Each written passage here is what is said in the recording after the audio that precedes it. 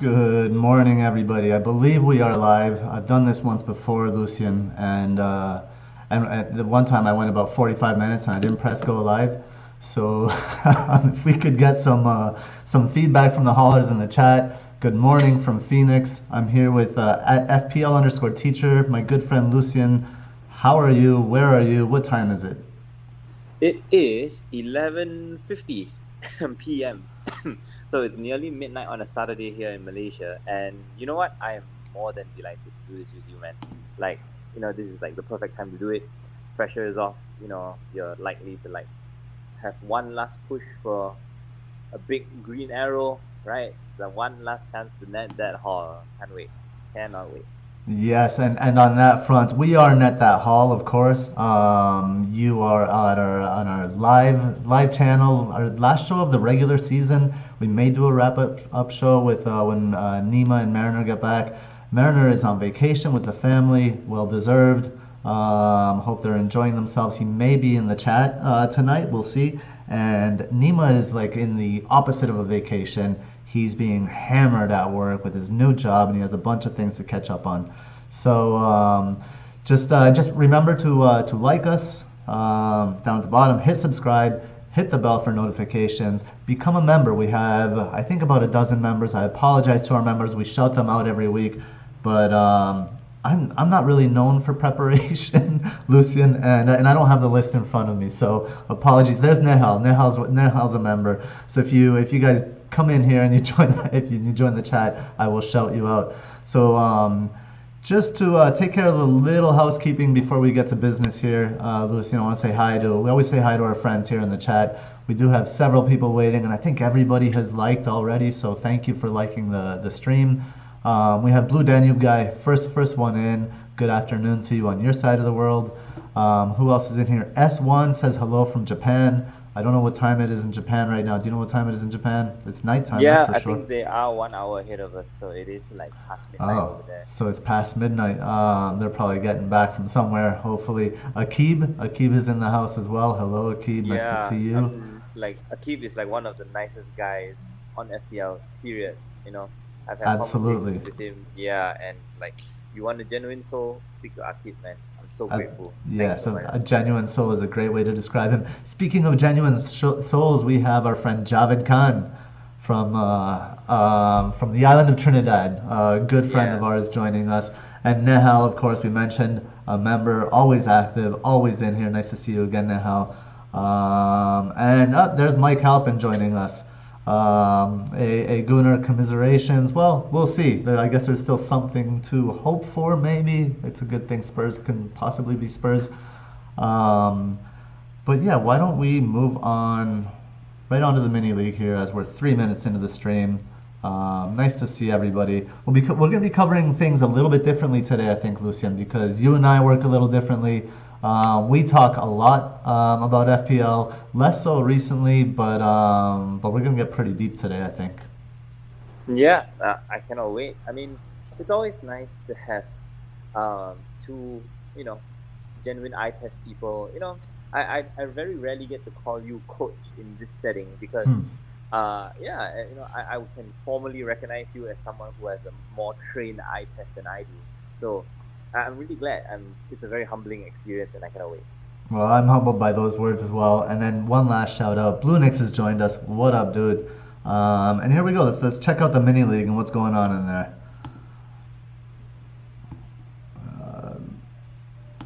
There we go. Here's our mini league. So this is last updated last night. I haven't gone back and looked at it today, but look at. Well, you know what? I'm going to start at the bottom again because shout out to Nima. Nima's hanging on to top 10, which is great. It's nice to see two of the Net That Hall hosts in the top 10 here. Hell of a season for them. So Nima's in at 10. He's on a 76 this week. Brad Curry drops to 9th. Pfizer Chiefs at 50 points. This one hurts. I'm really sad to see O8 FPL_Milanista drop down to 8th after really holding first place for so many game weeks this season. It's kind of been between him and Mariner in the past 10 game weeks or so. And he's had a precipitous drop to 8th. I guess 60 this week is not great compared to some of the other scores. We have Champions FC, Bagus Imanda with 69 points and 7. Safeguards with Khaled Badake, 98 points this week. He jumps up to 6, or she, I don't know, jumps up to 6th place. In 5th place, we have Tom Robinson with Tierney's Tesco bag. He's got 71 points this week. Stefan F, and that's what she said backwards and upside down. It jumps up to 4th and with 82 points this week. Now we're heading into the top 3, and this is one of my favorites. Donny, our good friend Donny, Donny's Duds, Donal Hannigan, 73 points, jumping up to 3rd place. Chris, here's Mariners team, the Brothers Grimsby, 75, a very respectable 75 points, and it just shows how tough the slog is up there. 75 points, and he drops down to 2nd place. But because of this one, Tyler Radigan with Template FC, 105 points, hitting the century mark, up to 26.78 on the season. Jumps up to 1st, I think, for the first time this season. So we'll see everything to play for in the final game week.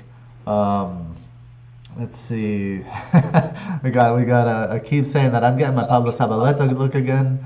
I don't know if that's a compliment or an insult, but I'll take it as a little bit of both. How about that? And well, the next section here, my good friend Lucien, this will be my section, and this is the final FPL philosophy of the week for Game Week 38. And apologies, that says Minileague Game Week after Game Week 37. So for Game Week 38, heading into the philosophy of the week, it's a quote by one of my favorite authors. He's just witty and funny and lighthearted and deep. And his name is Douglas Adams. And he wrote, "It's not the fall that kills you, it's the sudden stop at the end." And this is like a nod to the suddenness of the end of the season, right? Where we spent the whole season, well, I spent most of the season kind of lamenting my red arrows and thinking like, just kind of just thinking that I wish my fortune was different. I wish my fate was different this week, when I have these red arrows. And I'm thinking that, okay, that's, how many times have we gone on social media and people have had a bad game week, especially in those very pivotal, I think we were talking about this yesterday, Lucien, those game weeks where like they're very swingy, the people that captain Havertz versus Norwich and instead of Salah, for example. You mentioned a couple other examples last night. In those game weeks where we're lamenting our fortune, and then I just want us to reflect on the way we feel at the end of the season, where such a big part of our life is missing, and that's what really kills us. And then we start missing the falls. We're like, I wish I could feel that fall again, even if it is that fall, just to feel something, right? So all I'll say is, whether red arrow or green arrow, enjoy the movement. Movement creates space. Doesn't matter which way you're moving, you're going to get something out of it in the end, even if it's not what you most desire, which is rank. I don't know, what are your thoughts? I think, when everything stops, people ask what next, I can imagine some FPL players already having plans to go to the beach. I can imagine like content creators who have worked so hard to produce 2 to 3 videos per week, right? They know where they're gonna go. I'm on the beach. I've been on the beach for weeks, right, my friend. Yeah. I'm surfing. So I feel that for everyone else, I think part of it is missing that euphoria of sharing your team. I think what I would remember this season by is how much FPL Twitter especially got together, and people have the opportunity to share their highs and lows, and we're gonna miss that. We're really gonna miss that because I think it was just after Game Week 37, I opened my Twitter app on Friday morning, and immediately I think I saw screenshots of overall rank number 1, number 3, number 5, and number 10, all in my timeline, like 4 consecutive posts in a row. Like this season will be remembered for that, where everyone really got clued in and connected together, and we're gonna miss that. We're gonna miss that. Yeah, I agree with you. So a couple of things from the chat. We have member Nehal asked me to say Pablo Zabaleta again in that beautiful accent, so I'll say Pablo Zabaleta again. So there's twice for you, Nehal. Thank you for being a member, my friend. S1 asking Hitchhikers. Yes, Douglas Adams did write Hitchhiker's Guide to the Galaxy. That's where this is from. I believe this quote comes from the scene where the whale is falling out of the sky. I don't know if you remember that scene when they're about to go to the torture, the greatest torture on earth shows you how small you are in existence. Right? So when they're heading towards that's that scene. And we have our very own Mariners in the chat. He said he can't hear us because he's in a bar. No surprise there. But he does say hi from Dubai. Well, that's the final philosophy of the week. Jay, we should shout out Rubber Ducky as well. We're gonna miss his spaces so much. Rubber Ducky, if you're there, still in the chat, please, keep hosting spaces. It doesn't have to be about FPL, but just host spaces, man. It's nice talking to you, and I think it would be less stressful if we were to talk about something that's not FPL. That's interesting, right? It could be less stressful to talk about things that aren't FPL, but it could be more stressful as well. There's been some vitriol on Twitter recently. I think kind of equal rights clashing with freedom of speech and clashing with religious freedom and all of this stuff. I won't get into it here because this show would be about 3 hours if I did. But I may post something about it because I have had conversations with people on all sides here, and I'd like to share what I've learned. So, but enough of that. Let's get right into the FDR.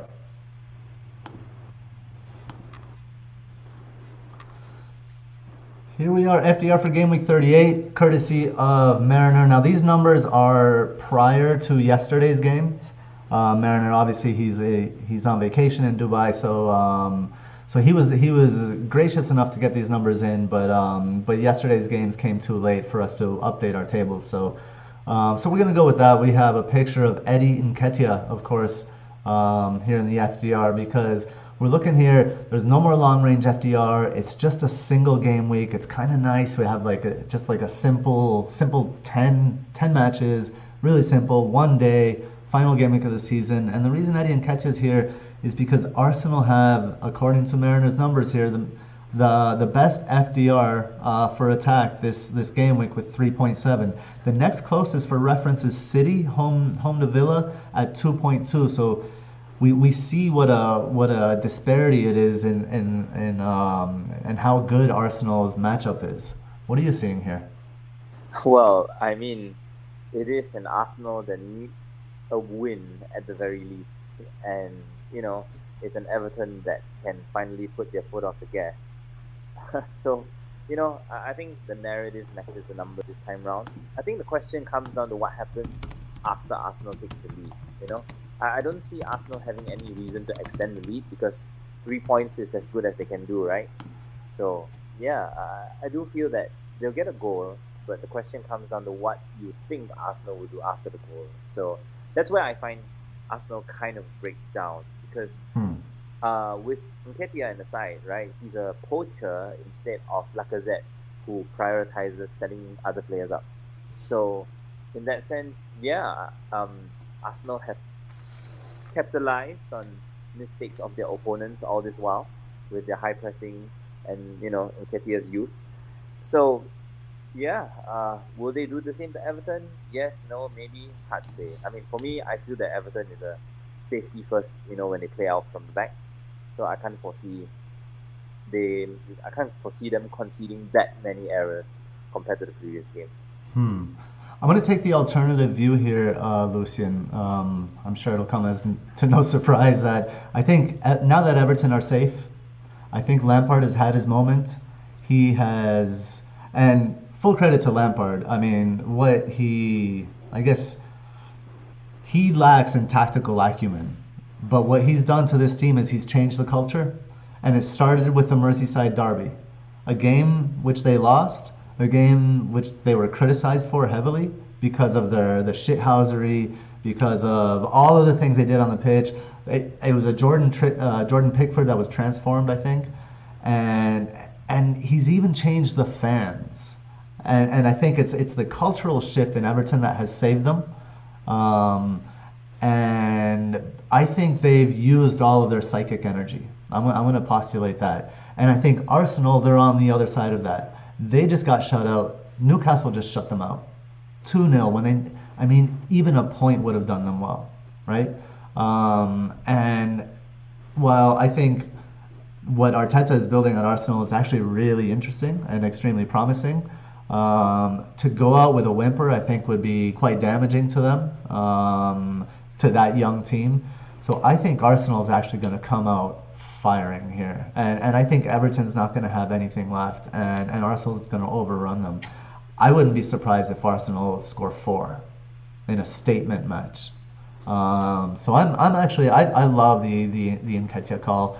And I like it. I prefer Nketiah to Saka in this game. If I were to choose one to get more points, I would actually choose Nketiah. And well, we can talk about more of that later when we get to the zonal matchups and some more granular things. Let's see.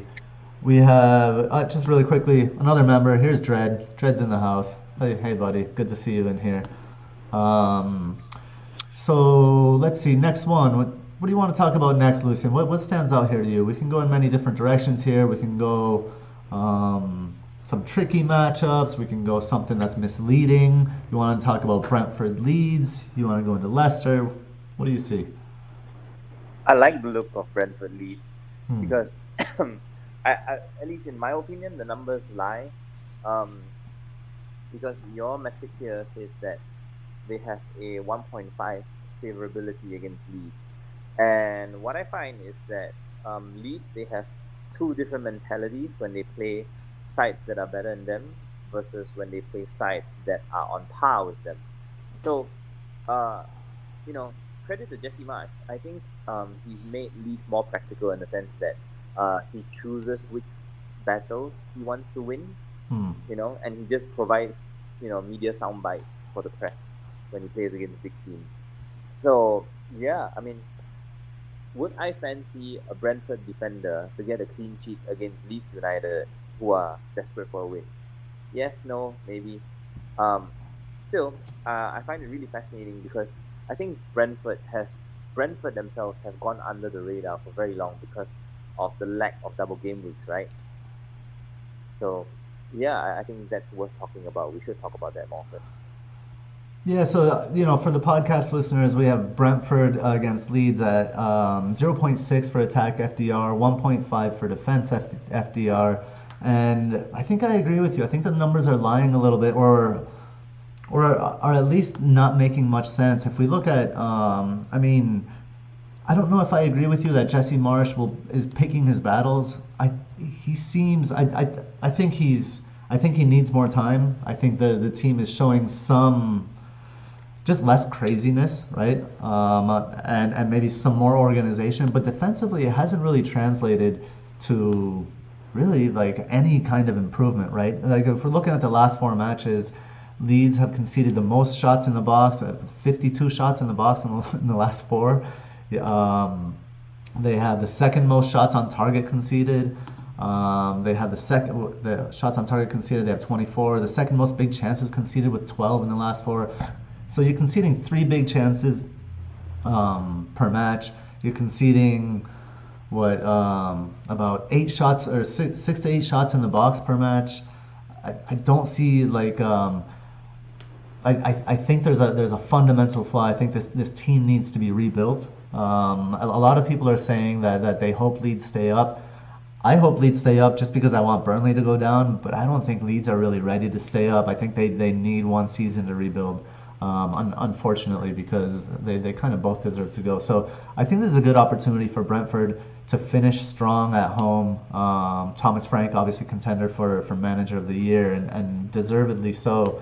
I think those poor defensive numbers for Leeds really speak to like an opportunity here. But we do have some more information on that. So let's take a look. We'll go forward and then we'll come back to the FDR. Let's look at this matchup a little more closely.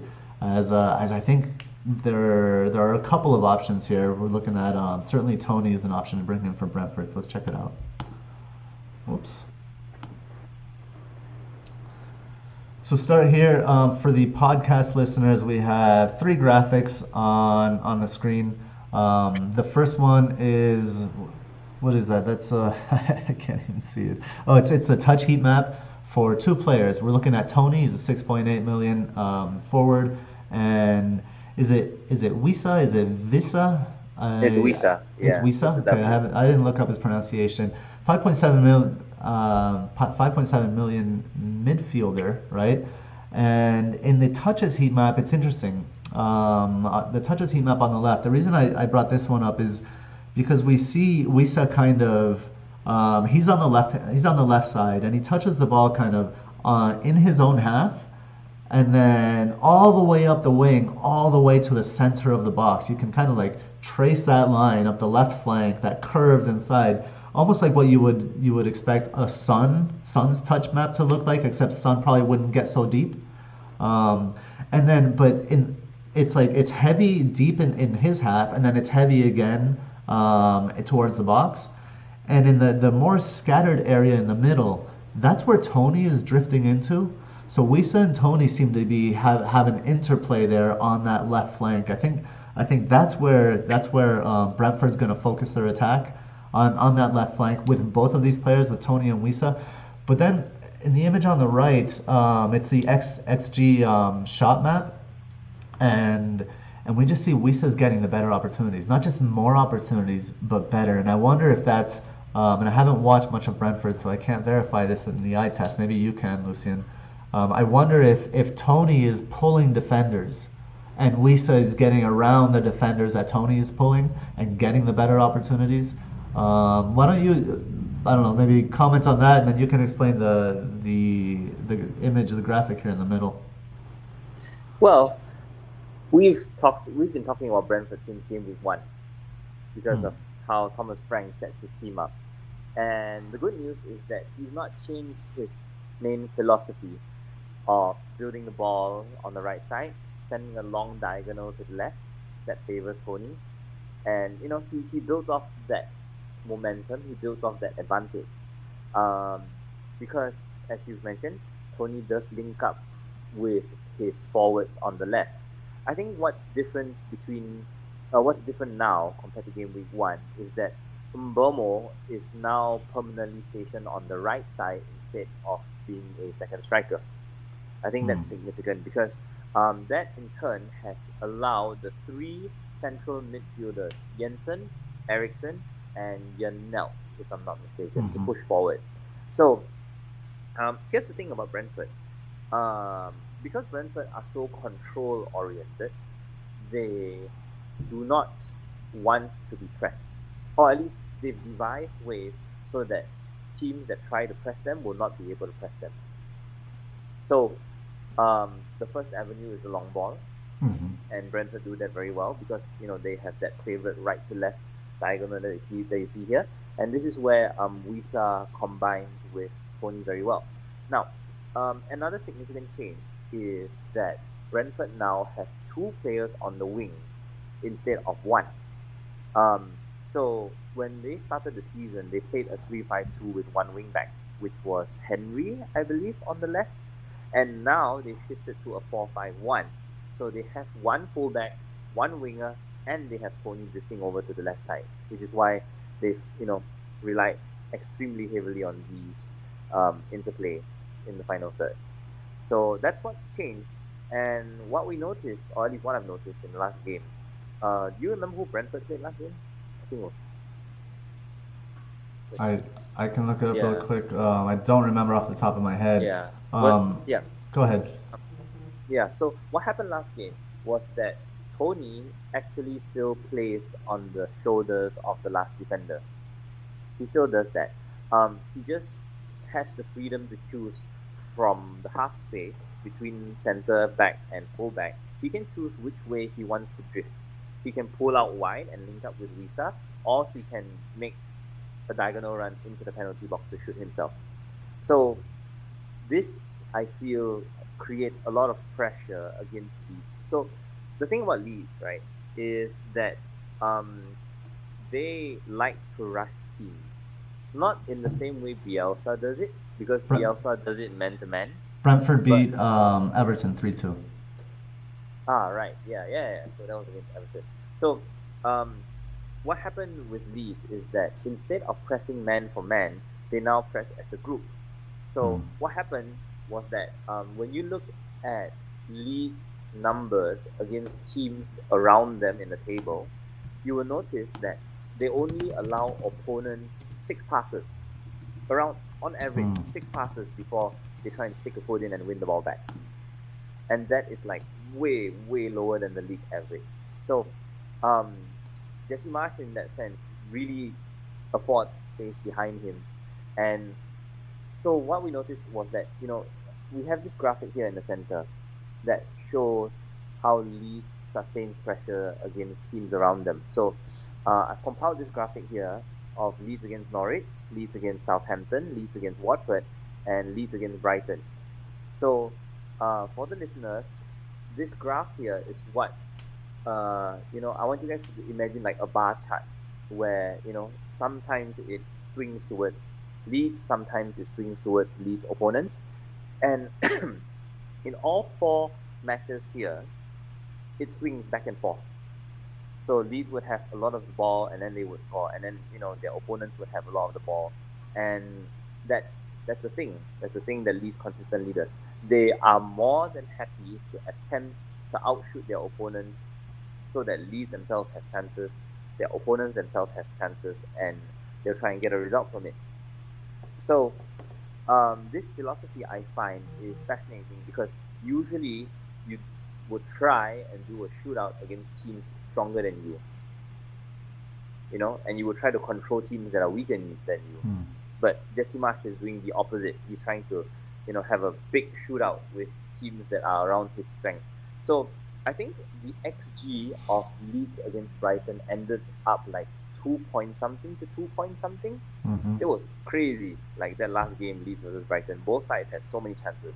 It was mad. So after watching the Leeds-Brighton game, the biggest culprit is very obvious.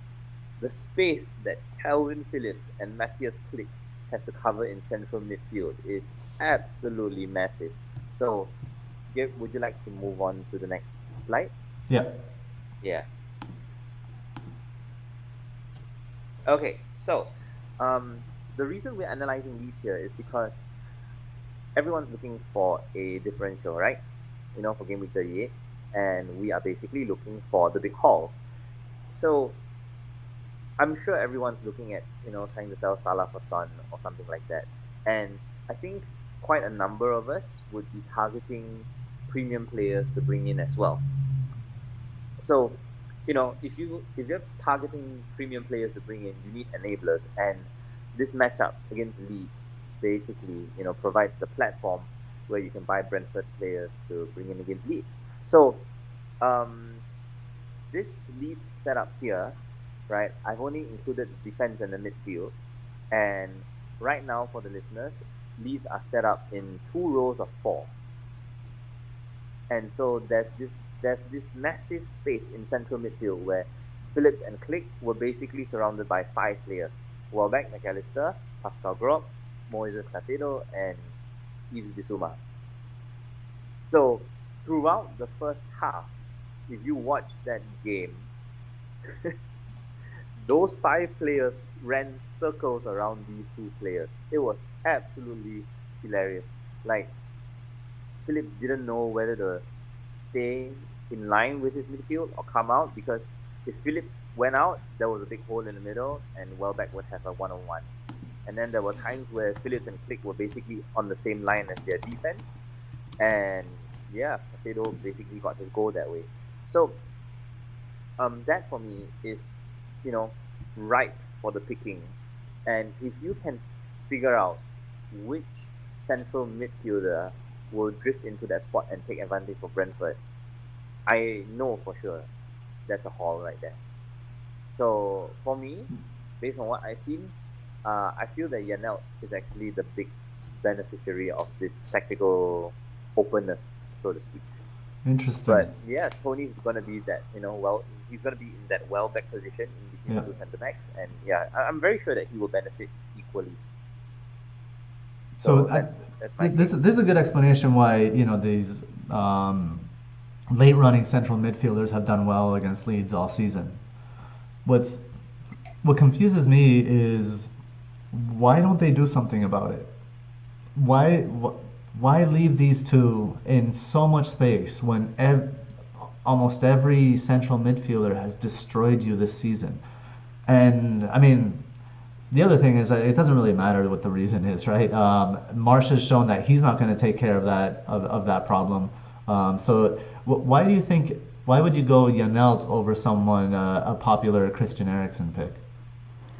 Because, well, I'm not sure if you have the Christian Eriksen touch map, but I'm pretty sure Eriksen very rarely goes into the box or even to the edge of the box.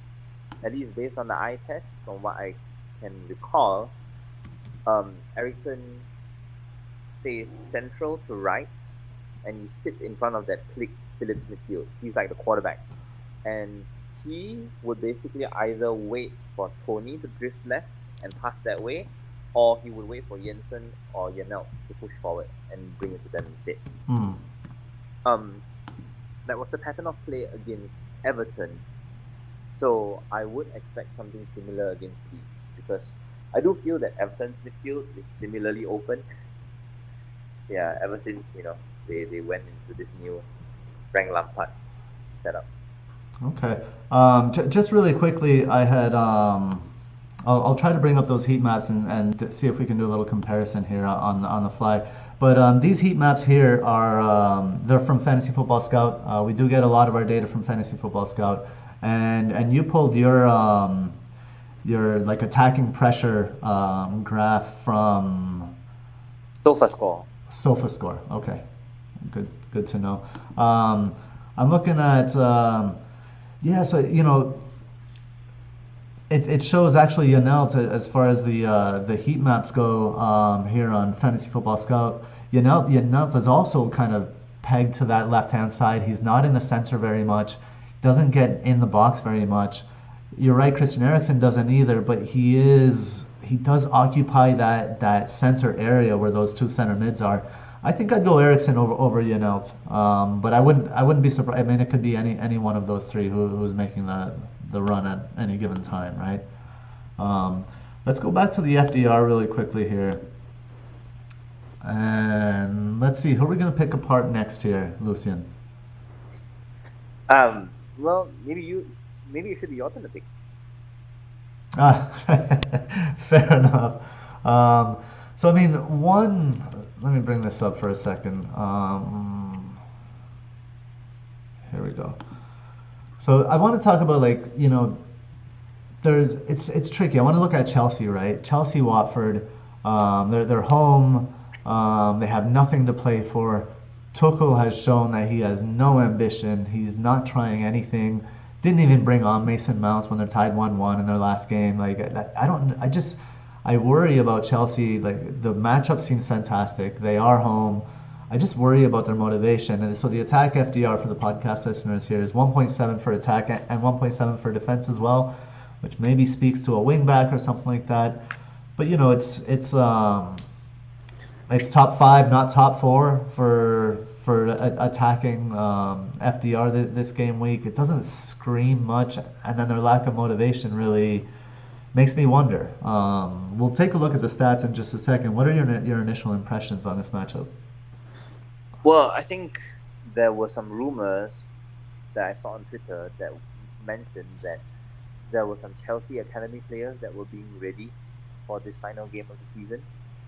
What I also noticed is that Chelsea themselves don't finish seasons well. I cannot recall a season where Chelsea absolutely smashed the team in Gameweek 38. Yeah, they usually, win 2-0, something quiet. Yeah, something basic. So, I think holding on to your wing backs are fine. Especially Marcos Alonso. I think there were rumors, right, that he's not going to renew his contract and he's going to go as well. So, if this is Marcos Alonso's swan song, I'm sure every Alonso owner knows that when you watch the game, Alonso is basically parking his feet in the box all the time, and yeah, he very rarely actually runs down the wing. So that is Marcos Alonso for you, right? The second striker for Chelsea. I think the game is set up for him that way, at least compared to someone like Reece James or like a Lukaku or something. Yeah, and I mean, one thing that Tuchel has done that I haven't really understood is, playing players like Andreas Christensen when you know the player's leaving, like Rudiger, when you know that player's leaving. Why not play all these other players? One thing I will say, Blue Danube says Watford are horrible, and he's absolutely right. But I think if you're on free hit, I think a punt on Trevor Chalobah is worth it. Go cheap on defender, something like that. And if he doesn't play, he probably won't play. But I don't know if I'd be buying any of their players. Let's take a look at the matchup in a little more granularly here as I move forward to that slide. So we have some stats here for Watford, just to back up Blue Danube's point. Watford conceded the joint most big chances in the last 4 game weeks with 13. And this one was interesting for me. The chances conceded left, center, and right are 27 from the left, 16 from the center, and 17 from the right. That's quite a big disparity for me. Which kind of speaks to Chelsea's right side, which is why I like Reece James more than I like Marcos Alonso in this game week, because they'll be attacking Watford's left side there. That seems suspect. On the flip side, Chelsea have had the 3rd most shots in the box, which was surprising to me.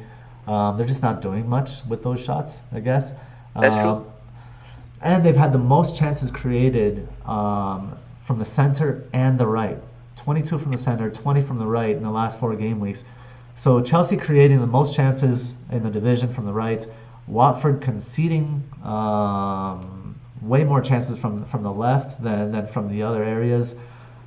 I think any player that plays on that, I think it'll be Reece James. I just see I think Reece James is the player to haul here. What are your thoughts on the stats here? And then we can move to the next slide that you've prepared. Yeah, well, I mean, I think we can understand why Chelsea have created the most chances from the center and the right. Reece James is a force to be reckoned with, and at the same time, Chelsea barely create anything from their left, right? Their left wing back isn't actually a left wing back. So it makes sense that, there is this inclination for Chelsea to create from the right side. For me, I'm more curious about Watford's chances conceded from the left, because I need to ask, does it mean that the shot was taken from the left side of the pitch, or does it mean that the chance was created from the left side of the pitch? Chance was created, not necessarily the shot was taken. The shot could have been taken from the center. That's yeah. Okay, yeah. Because, I mean, Watford lost 5-1 to Leicester, and I'm not sure how many people in chat watched that game. It was, oh my goodness. So, like, do you remember when Gabriel completely knocked Patrice Evra out when they lost 3-0 to AC Milan? Yeah. Yeah. That happened last week. Yeah. For Watford. And it just goes to show that chemistry is important in defense. So for me, picking a side where Watford will concede their chances really, it works if the team is organized and they have a system to breach. But Watford are so calamitous right now. And a large part of it comes down to what I put in the next slide. But I do feel that Reece James is definitely worth holding on to, because what I find is, to add to your point earlier about why Chelsea has so many shots in the box, but they don't take it, right? The chances are low XG because Chelsea don't play passes to go beyond their opponents. You know what I mean? Like, yes. You can barely recall a Chelsea player having a 1v1 against a goalkeeper.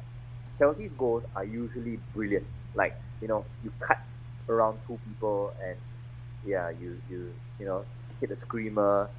Yeah, usually Chelsea like to shoot through traffic, and that's really puzzling. I mean, it's okay, but yeah, for a team that should be vying for top 3, that should be like leagues above the rest of the teams. Yeah, I think Chelsea have been a bit underwhelming in that sense. They should do I'm a gonna lot put better. that one. I'm gonna put that one on Tuchel, because you see what Lukaku or whoever, even Havertz when he was there.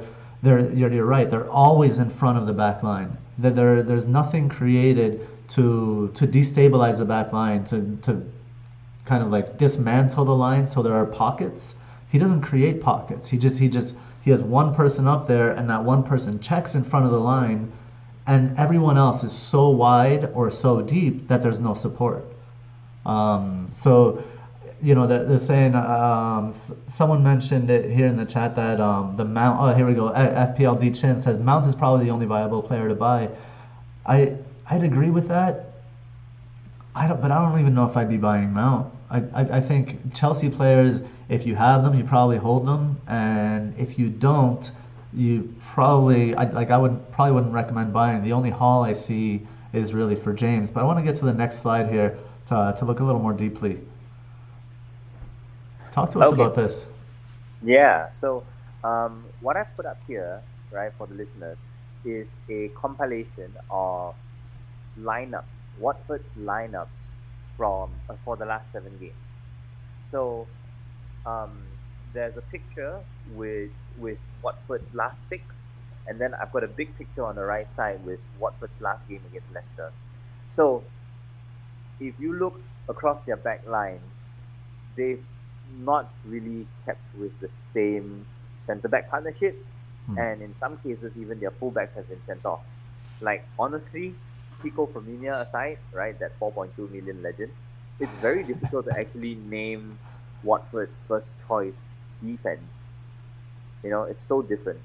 And I think to compound insult upon injury, all this while, right, the centre-back partnership has been Kabasele or Samir, if not, Samir and Cathcart.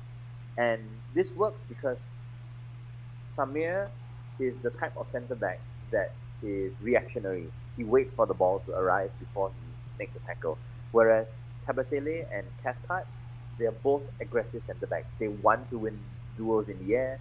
They want to put their foot in, and they like pushing all the way into midfield to win, tackles and to win the ball back. So what happened was when Kabasele and Cathcart started against Leicester, and any long ball, literally any long ball, just went completely over their heads because, they were just unusually aggressive against Jamie Vardy. So that itself screams trouble. And a lot of Leicester's goals and big chances basically, went that way. One long ball over the top, could be from the left, could be from the right, but it was either Vardy getting the 1v1s or, the ball would like fall to Madison on the edge of the box and he would have a good shot. I think what's also really concerning is the fact that there's no communication between the backline and Ben Foster. I think for me that's more concerning because as a former goalkeeper myself that play competitive games, you need a lot of communication with your backline, especially when your backline chooses to play a high line. So at 1-1, I believe, what happened was that Watford decided to play an aggressive line at the back, but Ben Foster stood on his line.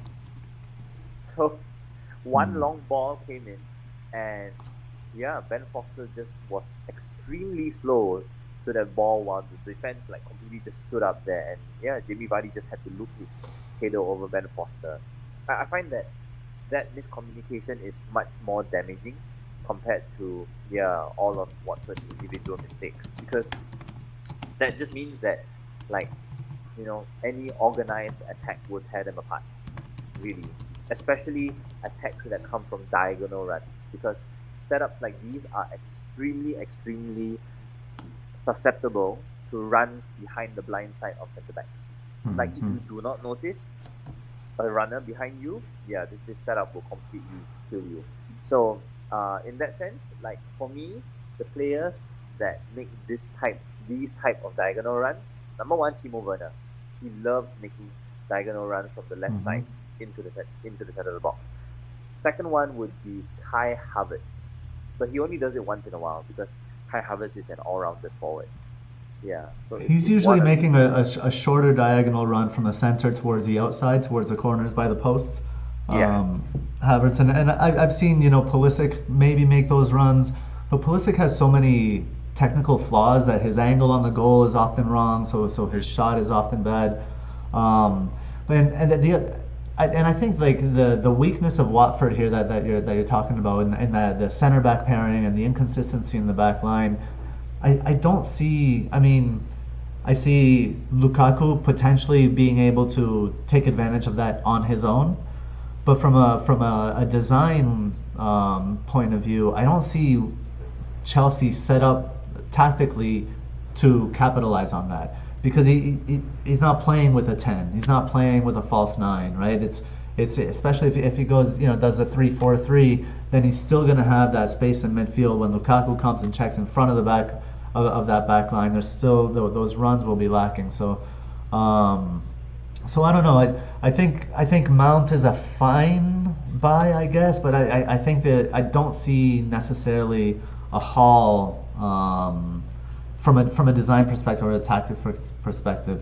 I want to kind of move it forward because we're 46 minutes in and we have several other matchups to cover here. So I'm going to go back to the FDR really quickly and just kind of fly through it a little bit. Did you want to bring the next one up, or should I just kind of keep it going? No, let's just keep it going. It's all right. Okay. Let's see. Which one did we have next here? The next one is actually one that you brought up, right? You want to talk about Spurs? Spurs, a 2.0. 2.0 attack FDR against Norwich and 1.5, interestingly, for defense. So better for attack than defense, probably because of how poor Spurs are at the back, how leaky they are, despite how inept Norwich is. And I'm going to go straight to the slide that you prepared for this one here, Lucian, if I can find it. There we go.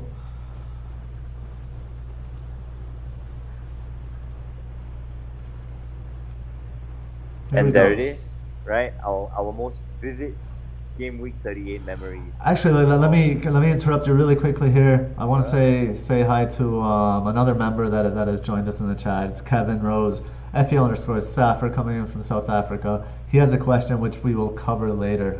But nice to see you, Kevin. Go ahead, Lucian. Yeah, well, Spurs have been the joy of our Gameweek 38. Hauls, because Spurs do that, right? Spurs are usually on the scoring end of crazy scores like these. So I do feel that in this last game week here, top priority transfers have to be for Spurs attack or Man City attack, because Man City also reliably get 4 or 5 goals, and Spurs, well, you could get a 5-4, or you could get a 1-1, or you could get a 2-2. Like in this 1-1 game against Palace, Kane scored the opener. Right. They just couldn't sustain the pressure. So really, death, taxes, and Kane scoring in Game Week 38. So just for the podcast listeners, we have let's see, 4 matches up here. I guess these are the last Game Week 38s in the last 4 seasons. So last season it was a 4-2 win against Leicester. Then before that it was a disappointing 1-1 draw to Palace. Then before that again it was Leicester at the end of the season, a 5-4 win against Leicester, exciting finish there. And then back in the day against Hull City, before they got relegated, Tottenham won 7-1 on the final day. Like you're saying, Kane's record on Game Week 38 in the past 4 seasons, 7 goals, always scores first. So is there Hall potential here? And does Norwich provide a Hall potential for Kane, for Son, or both, in your opinion? Both. Definitely both. So, okay, so first things first, what is important to understand is that Kane probably has a minimum of 6 to 7 points. And then his Hall potential goes up depending on how many fast breaks Norwich concede. So, Norwich's setup right now, right? is relatively aggressive, but they don't retreat extremely into their shell because their fullbacks are young, but they're not physical, and their central midfield, they tend to prioritize lateral space instead of vertical space. So what happens is that you get these teams that do like, a bullpen, like a giant circle around Norwich's back eight, and they just play through Norwich because of player quality. Unfortunately, player quality is the biggest reason Norwich is going to go down.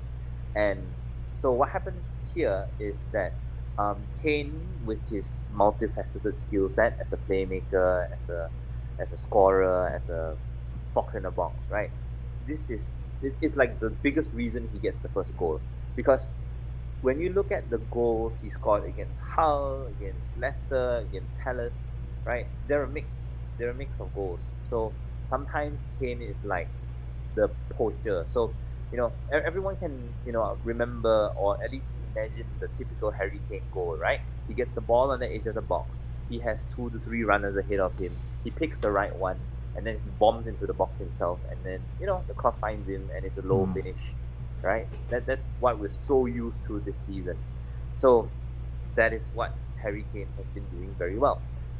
And once in a while, right, the thing about Gameweek 38, about Harry Kane's Haul potential, is that Harry Kane really, really likes shooting from outside the box. That is where I feel the Haul potential comes in. And Norwich set themselves up to allow play to be dictated from outside their box. So for me, this is where Kane really shines. So this is why I feel Kane is definitely captain worthy, although Son is definitely up there as well as a candidate. I think that point answers Blue Danube guy's question here. How will Spurs handle 5 at the back from Norwich potentially? And it's with those shots from in front of those 5 from Kane at the top of the box, that could be a way they handle it for sure. Yeah. So for me, getting Kane is a no-brainer, but I think a lot of questions on people's minds would be, should I get Son? Should I get Kulusevski? Because, people expect him to be back after his illness. Should I get, should I get Sessegnon, right? Because he's like such a hot topic right now. And what I would notice is this. For Spurs, when they are extending their lead in, late in the game, right? It's always a common denominator that Harry Kane is going to be up there. Not as the playmaker, he's not the guy that releases the counter-attack. He's like up there as one of the 2 counter-attackers. So, for example, in the 5-4 game against Leicester, Eric Lamela, I think, scored a brace. And when you look at the exact position of Harry Kane as Lamela scored his goals, Harry Kane's like literally next to Lamela, just in case he misses. And it's the same thing when Gareth Bale got his brace against Leicester last season in the 4-2 win. A lot of the time, actually, I think Harry Kane got one of the assists for Gareth Bale's goals. And it's how it is. Like, Harry Kane is just up there in the box, running at full pelt. During counter-attacks. He's definitely not the playmaker here. So, in that sense, I feel that if Spurs run away with the game, I feel that this year is definitely Son's year. Son Heung-min's year. I mean, that's one thing that supports that, and we'll take a look at it in a little bit here with the zonal matchups, is that Norwich have conceded the most chances from their right side in the last 4 matches. So that certainly favors Son. But if you look at it in more context, they conceded, I believe, 23 chances from the right side, but they conceded 22 chances from the center. So that speaks to Kane as well. Now, I don't know. I haven't seen any of this news, but Akib says that Kane is sick and rumored he got some kind of food poisoning. But Blue Danube guy says Conte said that Kane should be fine. I don't see Kane missing the final day of the season.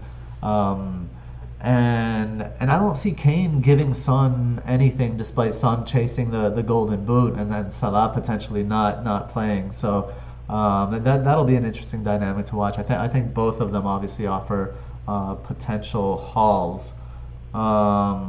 Let's see. Were there any other of those matchups that you wanted to take a look at before we get to the zonals? Would you like to talk about Man City? Would you like to just give Yeah. you a quick hot take on Man City? Yeah, let's do a quick hot take on Man City, and we can talk about Leicester a little bit later when we get to the zonals. Yeah. So, where would you like to begin? Well, for the podcast listeners, we'll start with Man City has the second best attacking FDR according to Mariners metrics here with a 2.2 against home to Aston Villa, 1.0 for defense. So not sure about that one, but in terms of their attacking potential, I mean, how do you see them attacking Villa? We know, like we discussed, I think, when I was on the show 2 weeks ago. That was when I was last on the show. I talked about how Villa they attack very much from their left-hand side. They push Dean forward. They have Coutinho on that side. They have Watkins on that side. They even shift Buendia around the pitch, but he also plays on the left side. And what they do is they hold Cash back, so that when Cash has hauled, it's come from usually some kind of like when the opposing team has shifted to their right side, so to Villa's left hand side, then Cash can bomb up that right wing, and then he's hauled like that. But the center of the creativity is on that left hand side. Given that kind of setup, how do you think Man City would attack that? And do we even talk about who we think will play for City? Well, that's the thing about Steven Gerrard's setup, right? I think Steven Gerrard has alternated between a very narrow 4-3-2-1 and a very narrow 4-3-1-2. So, with Cash and Dean as the only wide players on the flanks, I do feel that those two players are going to be susceptible to overloads. So the question comes down to how Steven Gerrard is going to deal with those overloads. Does he force one of the central midfielders to cover, or does he force one of the wingers to track back? And from what I've seen so far of Villa, they do neither, because Villa are extremely reliant on winning their duels 1v1. So when Villa have their first 11 set and all fit, they actually do okay. They can actually keep teams up. But what I foresee here is that Man City will actually break through from the flanks. That's definitely going to happen. So the question comes down to whether City attacks Villa's left flank or whether they attack Villa's right flank. That for me is the chief concern. Because, every Man City game, right, we expect City to have majority of the ball. So this, I find, favors the flank that attacks Lucas Dean. Cash, I feel, is only exposed when Cash himself bombs forward. Yeah, Matty Cash, has a very prominent reputation of not being able to cover the space behind him. Yeah, and I also feel that because, was it Tyron Mings, right? A left-footed right centre-back, right? He's really uncomfortable pushing out to the flank to cover him. So I do find that a real issue as well. So, I mean, unfortunately here, I don't expect Matty Cash to bomb forward that often. So, I think the candidates are really obvious. Kevin De Bruyne is a very obvious pick here because De Bruyne's trademark runs start from the right half space, and he goes into the box and he either shoots or crosses. I think the other wildcard pick would be either Sterling or Mahrez. I think this part we probably have to rely on some ITKs to, predict who will start. But my money is on Riyad Mahrez, simply because what I do know is that when you have a left-footed left back, he is very likely to protect his outside. Yep. So if Sterling, as a right-footer, right winger, plays on the right side, that plays into Lucas Dean's strengths. So Riyad Mahrez on that right flank would almost certainly turn Lucas Dean inside out. That's a great point. So that would be my tactical pick, so to speak. I think you may have just convinced me of my Salah replacement. We'll see. I don't know. I like that. I agree. I think A lot of people, Mariner included, I don't know if he's still in the chat, but he brought in Mahrez for this last game week and cursed him, or was it the one before? But he's still cursing Mahrez. But I could see them I could see them finishing with Mahrez instead of Sterling. I mean, who knows? Sterling could play on the left hand side. I'm not, I don't know if Pep is going to want to pick Grealish against Cash. Given how well they know each other and they're former teammates, of course. That's an interesting one with Mahrez, and such a big risk, right? A huge risk. I do think that this Man City matchup, the 2.2, I think it's a little better than that. It feels a little better than that for me. But the rotation and the risk, I think, have to be factored in as well.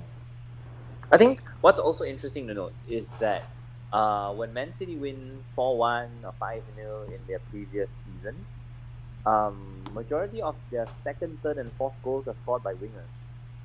So if you ask me, even if Mahrez comes off the bench, as long as he doesn't come on for like 1 minute, I still feel that he will get within the points. I just feel that City's ceiling is that high. I agree.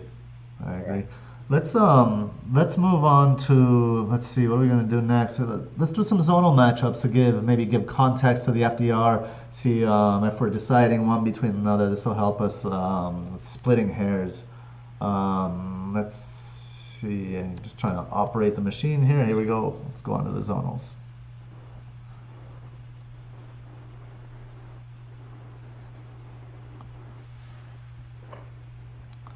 Here we are, Heung-min Son pictured here.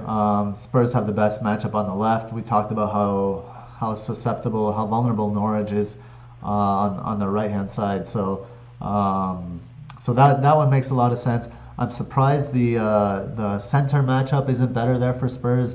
I think some of the numbers do, like especially in the last 4 game weeks. We talked about how Norwich have conceded the third most chances from the center in the last 4 game weeks, but that's one more than they have from their right hand side. So I think that's maybe underrepresented. Some other standouts here for the podcast listeners. We have Arsenal's central matchup, second best this game week with 4.7. Again, lending weight to the Eddie and Ketia. Good asset to have this game week. A couple of other ones. Chelsea, we're looking at the center with a 4.9. It's the best this game week. But from the right-hand side, the 5.2, attacking Watford's left-hand side. Again, lending credence to that Reece James Hall. I do see a Hall in the final season. I think he's a legit captain shout this week. We have obviously Liverpool's right-hand side against Wolves. Liverpool's right-hand side has always been a favorable matchup because Salah usually plays on that side. But I don't know who's going to be playing on the right. Maybe Jota,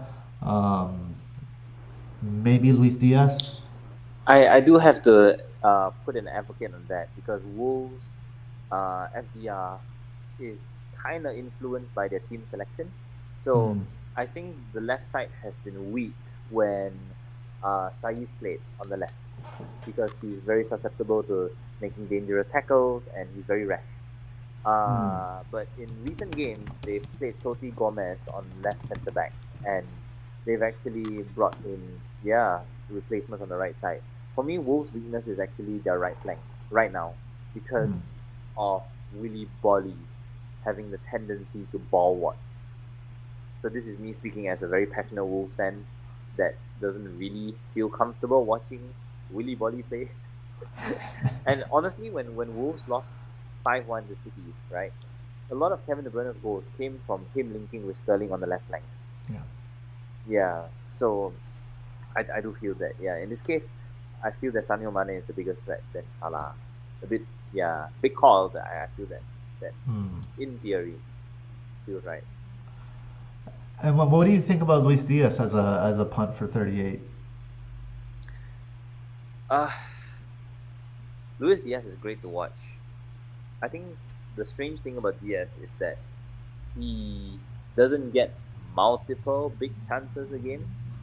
The thing about Luis Diaz is that he makes his own chances. He has to dribble he has to receive the ball, dribble, then shoot. I've not seen him really have a big chance since Gameweek 26 when he got that 1-on-1 against Norwich. Yeah. Otherwise, he really enjoys creating his own chances, and for me that leads to like small XG and stuff. So, and yeah, he's convenient to own, but I would rather pay for Jota that regularly gets big XG chances. So I think when considering Liverpool, the conversation about Liverpool has to be the Champions League final. And however they're going to set up there, I think they won't set up this, even though they have a full week to rest. I mean, he's going to want to avoid some injuries. And I think it'll also depend on the game, the state of the game. If City are dropping points, he may throw more firepower at it. But if City go up on Villa like we expect them to, and Klopp sees that the league is out of his hands, I don't know how much they will go for it and with which players. So I think Liverpool feels a little bit like a trap, except for, I think even all around I could see Mane is going to want to play, but why risk him? Why risk him? Jota, is going to want to play, but I think Firmino will play. I think maybe Luis Diaz, but I mean, I think we could see Minamino in there. We could see Origi, and then if there's a chance, then make the substitutions and really go after it. So I think Liverpool assets are fraught with risk this game week. It feels to me. Well, this is just a pure prediction from my side, but I do feel that based on how Klopp has rotated his squad, I think he will start with his best 11 and then bring them off early. That's what I have observed him do, especially when they want to preserve player fitness. Yeah.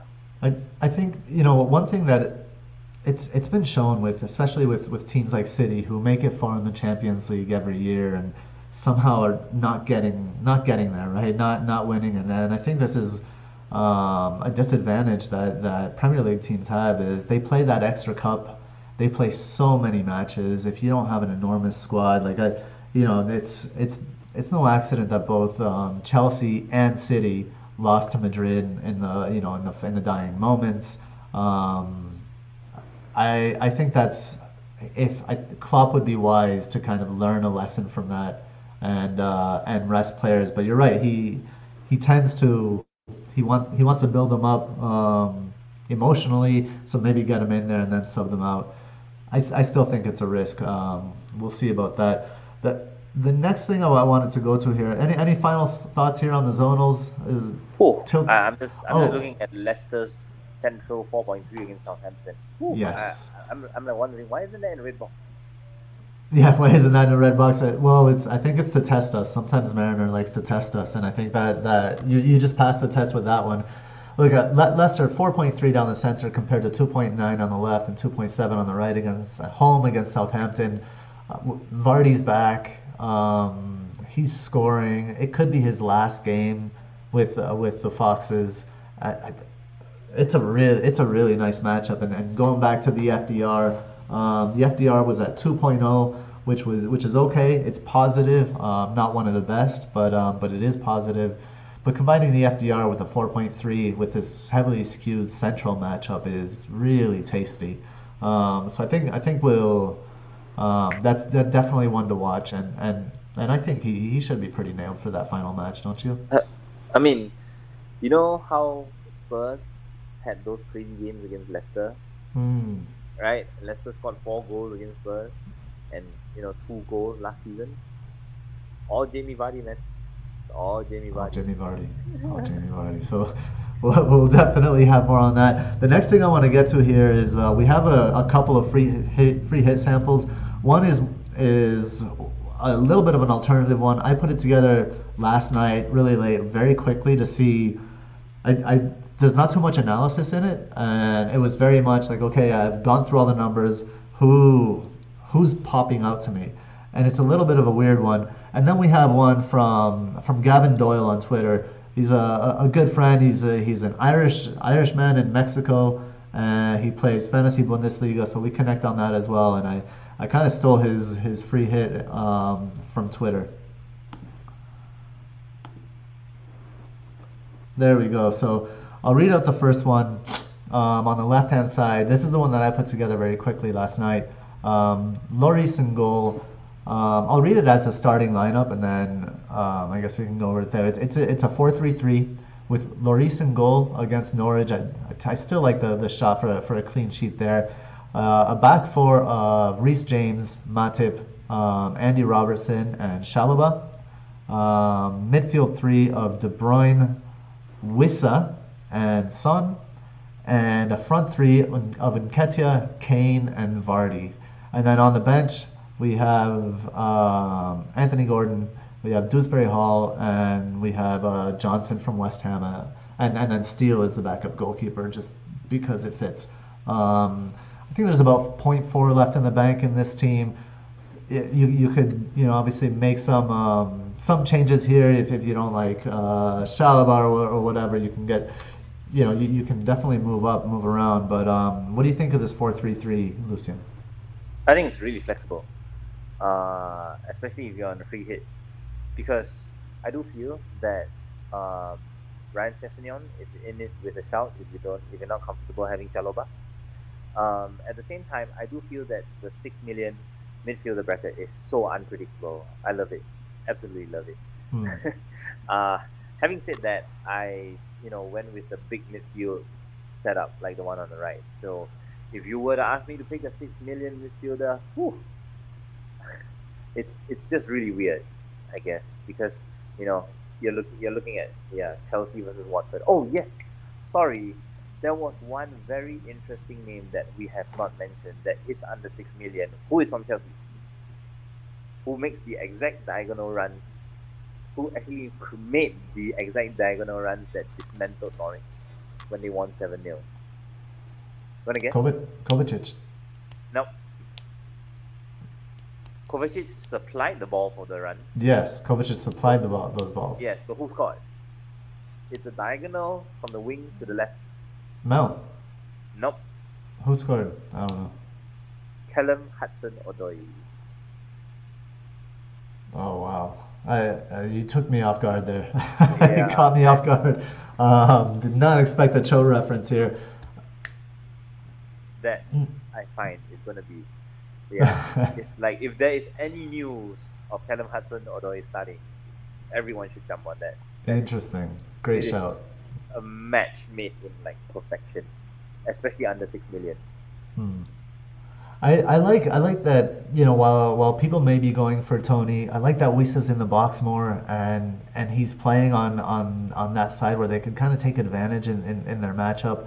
And he is kind of in midfield, so he is kind of making a run through that on the left hand side towards the box, so he can cut through that space where Click and Phillips play. So I think he could take advantage of he could be that, we were talking about Eriksen and Janelt. I think Wissa could be all those things. Could be the one that's further forward, the one that's making those late runs in, and one that absolutely nobody will go for. So I got kind of excited by him in this draft. Moving over to Gavin Doyle's draft on the right, I love his goalkeeper selection. Fabianski away to Brighton. I thought that was really interesting and a little bit different.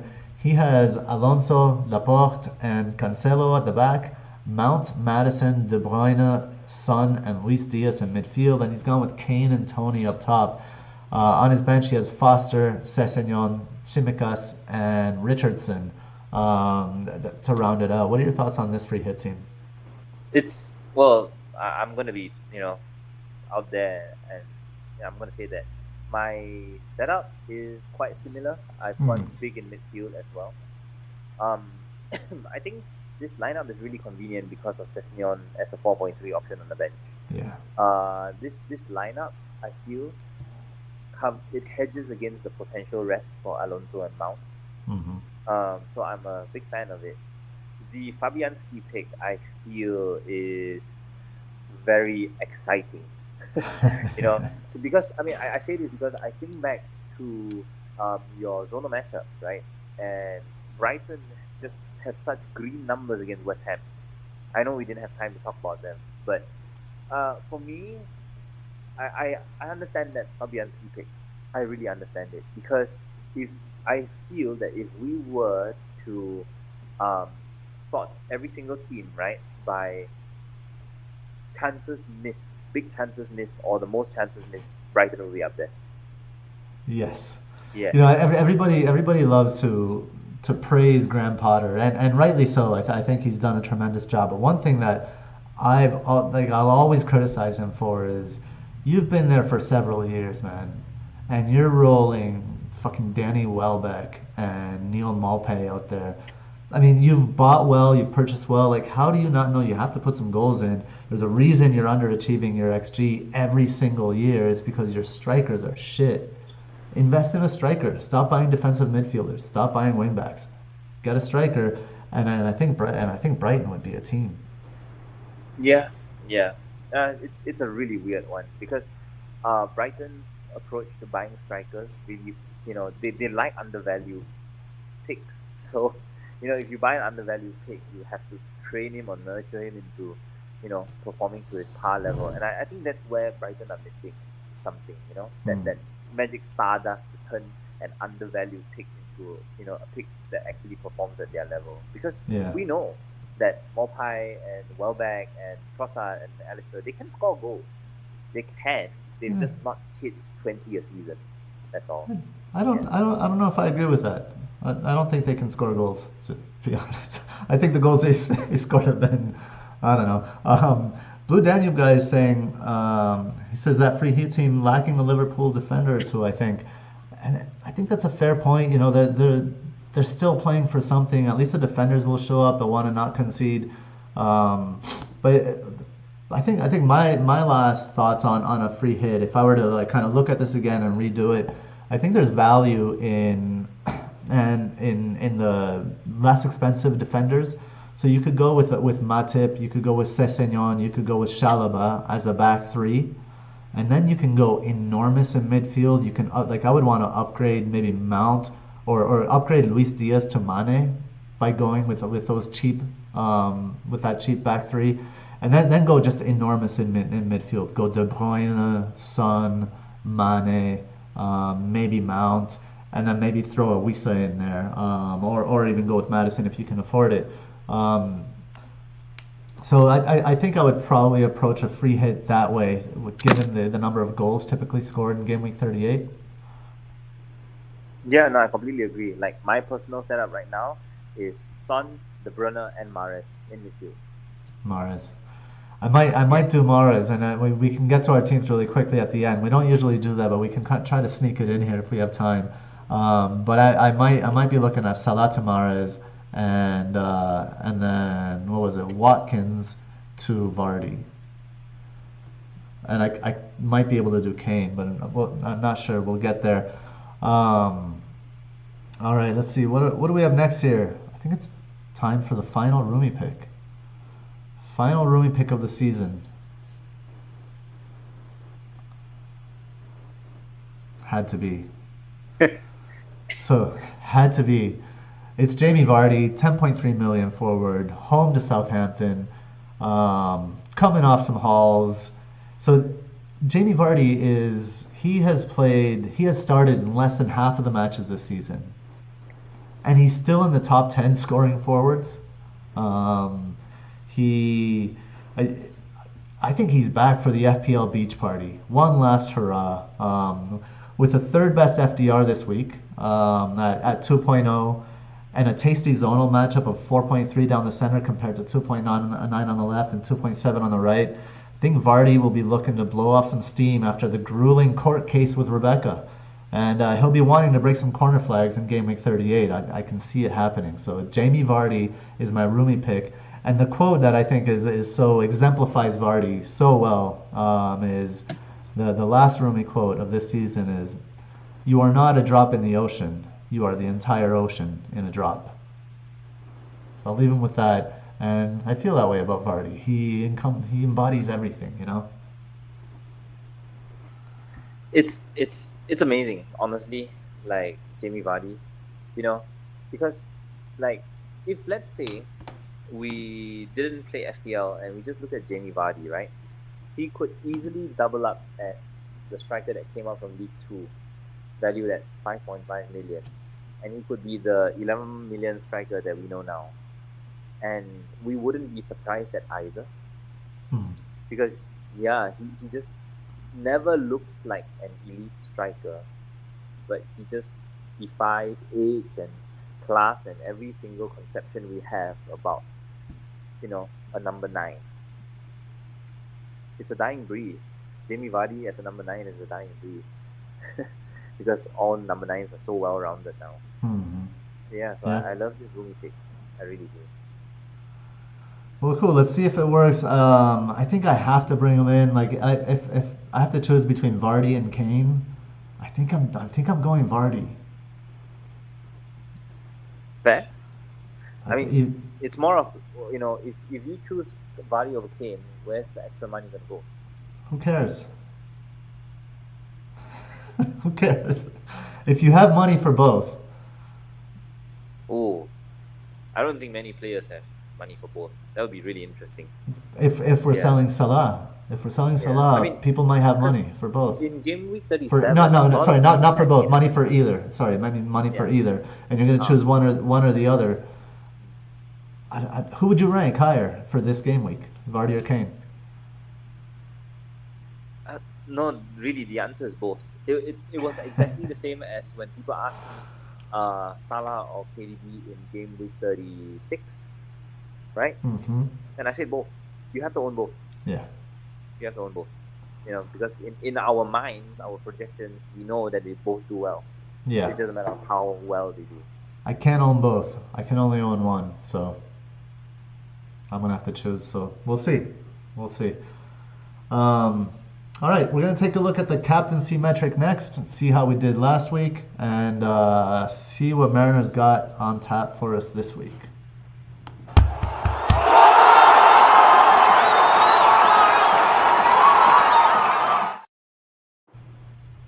Captaincy metric. So last week we went. The metric went with Son. I'm so pissed off right now. I would have gone. Richarlison has been my boy for years, and I would have gone Richarlison. And the metric said to go Son, and I went Son, and missed out on a big haul. Oh well, that's how it rolls. Almost every time I've strayed from the metric, I've also blanked in my captaincy decision. So I think I either need to stick with the metric or not go with it at all. I think I'll probably stick with it since I am doing better on captaincy this year than I have in years past. Who did you captain last week, Lucian? Yeah, definitely Captain Son. Yeah, same here. It's really weird because some weeks I make moves really early, and I do it because I know that prices are going to rise and I have like a 0.0 million margin. So this was one of those weeks where I just bought Richarlison and Son, and I just left the captain's armband on Richarlison. I just left it at that. And the more I looked at my team over the week, suddenly I just decided to captain Son instead of leading on Richarlison. It's a really weird thing. I think a lot of FPL players can relate. Like your first pick is usually your best one. Yeah, for some weird reason. So yeah. When it comes to captaincy, that's not true for me. My first, second, and third picks are usually my worst ones. Someone else's pick is usually the best one. So maybe I'll just copy people next season. Let's see what the numbers say for captaincy. We do have so just want to show Dread is fully on board with our member here. Dread FPL is fully on board with the Vardy. Jamie's gonna ruin ranks on Sunday. I'm gutted I don't have him. Could be his farewell. He says if I had to choose Vardy all day over Kane.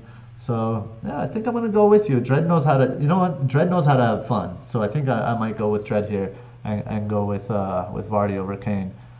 Here are the numbers.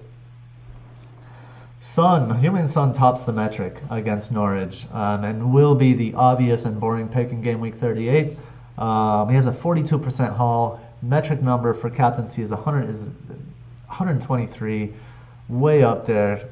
It's obvious. Five returns of 2 or more in the last 10. 42% haul. 1 return in 7 of the last 10. FDR a tasty 115. Kane is second with 117 on the metric. A little bit less haul percentage, a little bit higher return percentage. So I think you were talking about this earlier. That 6 points is almost guaranteed for Kane. You know, but if you want that haul, Son has a slight higher chance.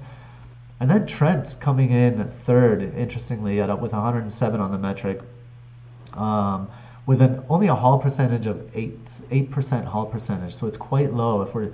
So Trent might be more of a net that return than net that haul. I don't think I would be going Trent. Mariner always says this is not net that return. This is not net that return. This is net that haul. Who else we got in here? And then after Trent, we have Robbo. Then De Bruyne comes in at 99.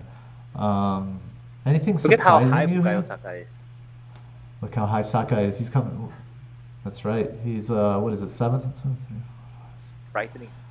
Yeah. Saka comes in with a 96. And like I said, I like Nketiah more this game week. I think Saka has actually been on the decline a little bit. I don't know. I think the team is knackered as well. But I do think they're going to come out blazing against Everton. Who are you captaining? I've left it on Son. Okay. Yeah, it's so weird. I think I've captained Son more times than Salah this season. I'm going to captain Vardy. Not on the list. Obviously, he's missed too many games to make it on this list. But I'm pretty sure I'm bringing Vardy in for a hit, and I'm going to captain him. Had some fun this last game week. Let's see. Nehal is asking, is Salah not here because of availability? And I believe that's the case, Nehal. We'll have to confirm that with Mariner, but I'm pretty sure he left him out because of the injury and because of the Champions League. They'll want him fit for that Champions League game. I personally don't expect Salah to start. He may get some minutes, but I think he'll just rest because of that Champions League game. Let's see. We're going to get to some questions here, and I will look through the chat, but I also let's do the Twitter questions first. So I have our Twitter questions up here. Thanks to Nima for putting that tweet out. So Daniel Joe, he says, is a -8 hit. Hold on, let's move beyond this screen. Let's just go like fireside, just you and me here, Lucian. Here we go. Daniel Joe, is a -8 hit too much for Game Week 38? Thinking of bringing in Mount, Vardy, and Alonso, or should I just take a -4 and just bring in Vardy and Mount? Below is my current team for transfers. So Vardy and Mount coming in for a -4, or would you throw Alonso in that mix for a -8, Lucian? Who's he selling? I think the real question comes down to who you're selling. If you're selling liabilities, like who would be a liability? Coutinho. If you're selling players like Coutinho, sure. If you're selling someone with potential like Madison, then yeah, I don't think that's worth it. So whenever you take a hit, you always consider the potential points your ex-player will get versus the new player. Yeah, so it really comes down to how you feel the old player will do as well. So for me, like in a vacuum, yes. In a vacuum, yes.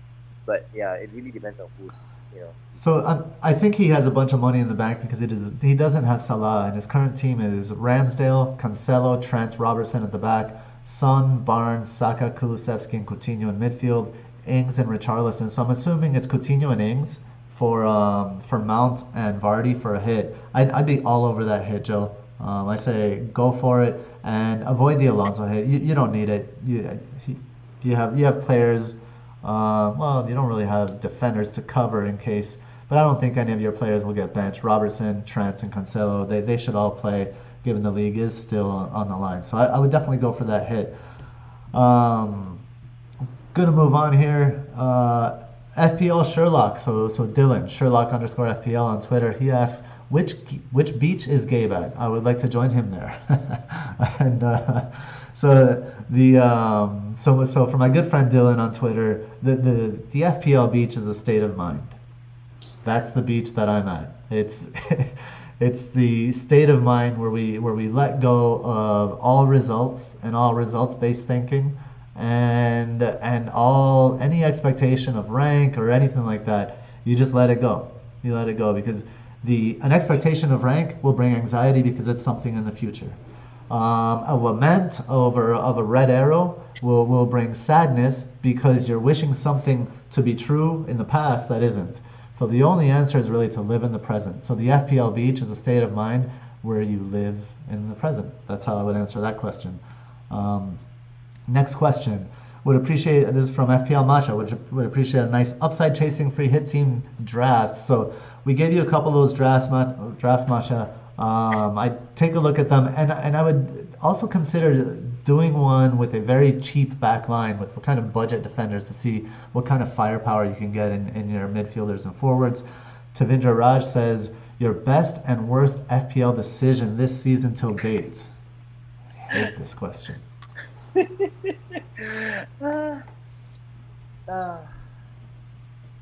and worst. Wow. I wouldn't say I have a best one. I've had some lucky ones, but I wouldn't say I've had some best ones. Yeah, I think like anything that works out is luck. So what's been your luckiest one? Yeah, no, I'm not gonna go with the best one. I mean, I'm not gonna go with the lucky one. I'm gonna go with the best one. Like, I feel that the eye test is underrated, and I think it's one thing, using the eye test to confirm your picks, but it's another following through. So I would very gladly claim that I have netted hauls from Huang and Ketia and Vekhorst purely off the eye test. And I'm very proud of those picks, despite having to deal with their one-pointers a couple of games before. Yeah. My best pick has undoubtedly been Joel Matip.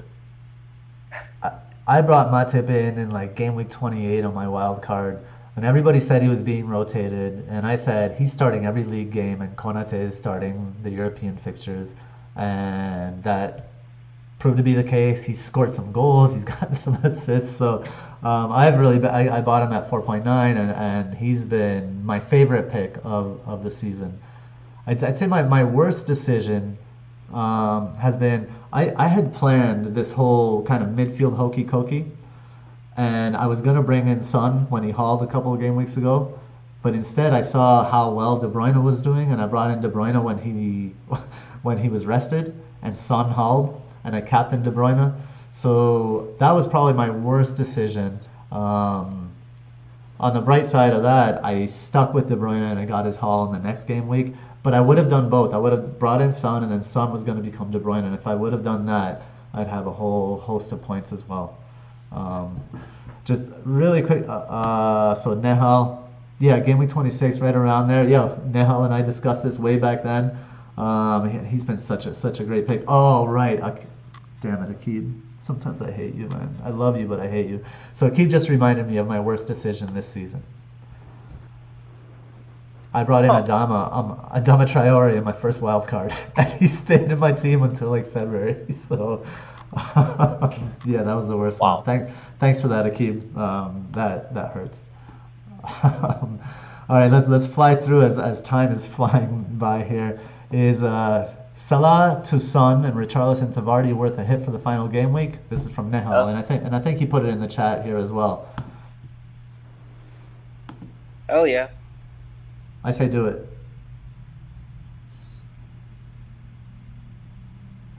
And then he also has bench one. Ramsdale, Broya, Gilhar, Oh no, that's his bench. Okay. Yeah, I say take that hit now. What do you say, Lucian? Well, it looks like he's got two choices. So it's either Richarlison to Tony or Saka to Madison. So for me, it's Richarlison to Tony. I agree. I really favor Tony here. Yeah. I agree with that. Okay. Get back on Twitter. Let's see what else we got.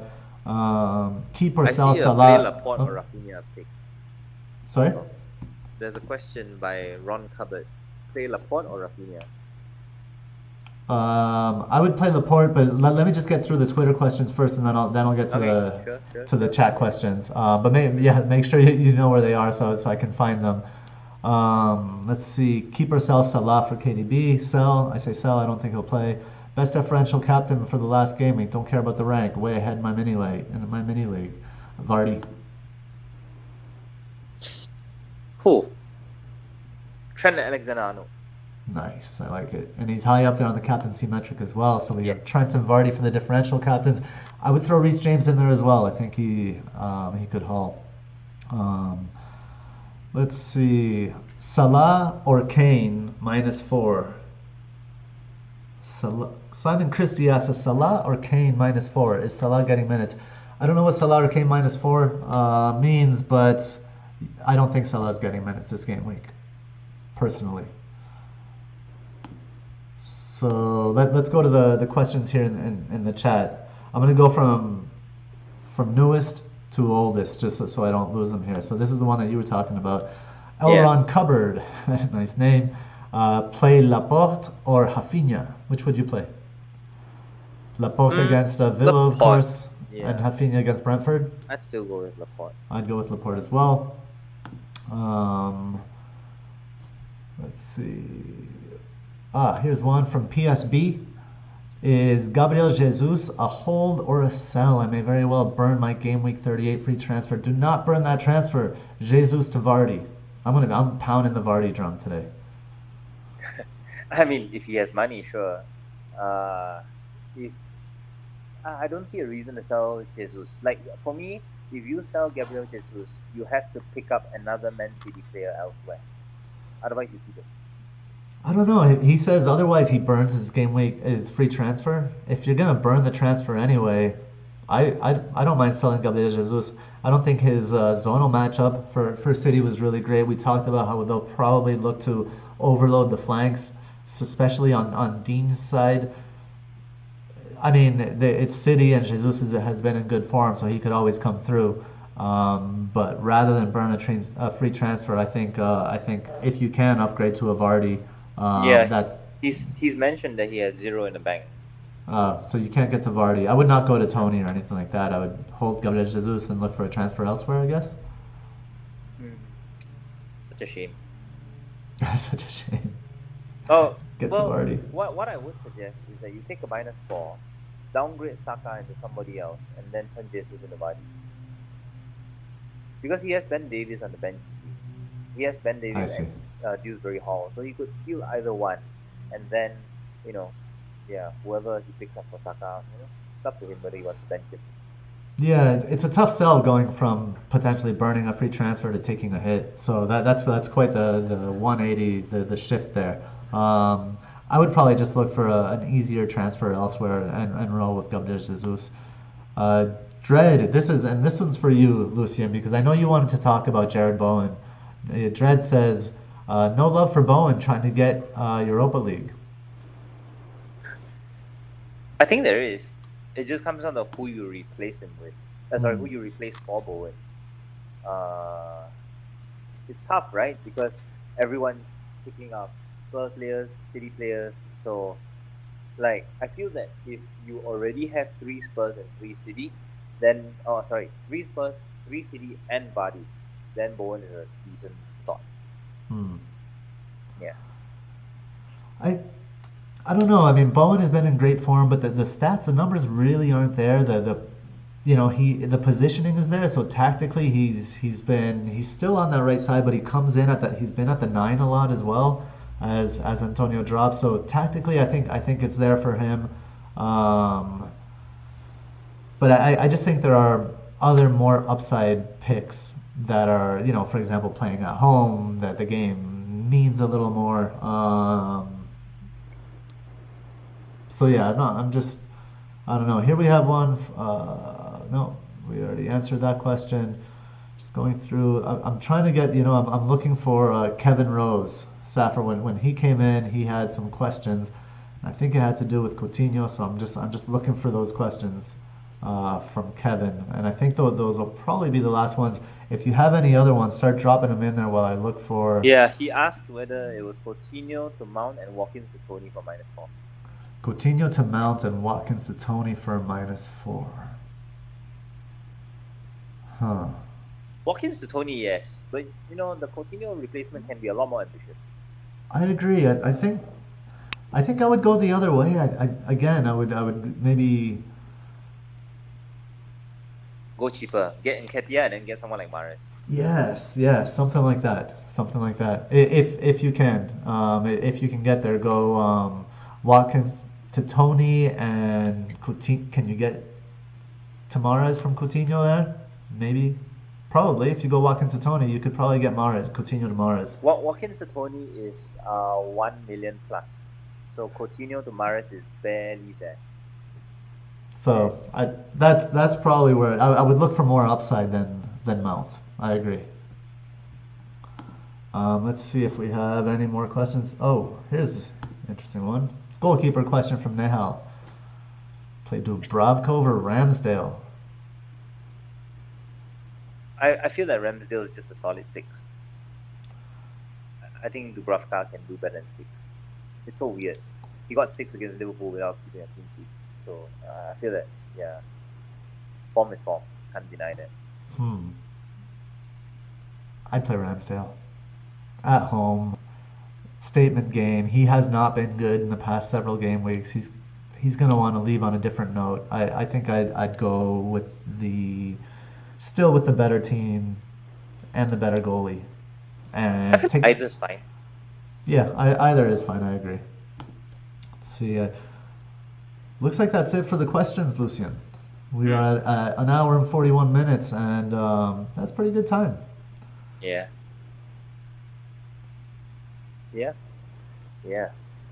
Thank you for having me. Yeah, I want to. It's been an absolute pleasure. It has been a deep dive, our final deep dive of the season. We're gonna miss these chats, my friend, and hopefully you'll join us again next season. Maybe with the lads or get us all together.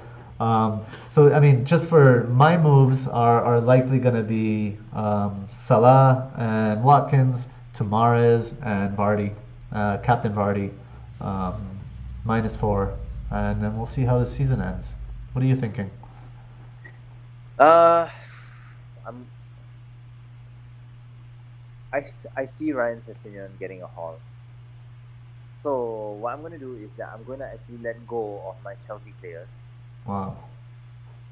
And I'm going to pick up the likes of Ryan Sessegnon so that I can afford Harry Kane and Riyad Mahrez in midfield. Nice. Yeah, that's the plan. Bold, ambitious. I like it. Thanks to everyone in the chat. Nehal, Dread, Kevin, all of our members. Nice to see you. Please do hit subscribe, hit the bell for notifications. Become a member if you so desire as well. This is our last pod of the regular season. We'll try to do a wrap-up one. We'll see if we can schedule that with Mariner and Nima in the next week or so. And yeah, do stay tuned because we have some big plans over the off season. We kind of came in strong in last off season. This season has gone well. It's been a difficult end of the season for us with personal things, but we have even more developments this off season that we're working on. So I want to thank you all. Thank you for your support. Good luck in the final game week, Gameweek 38. May all the haulers end on green arrows, and may you all net that haul. Thank you so much, Lucian. Thanks so much, Gabe. And yeah, everyone have a good day. Have a good day indeed.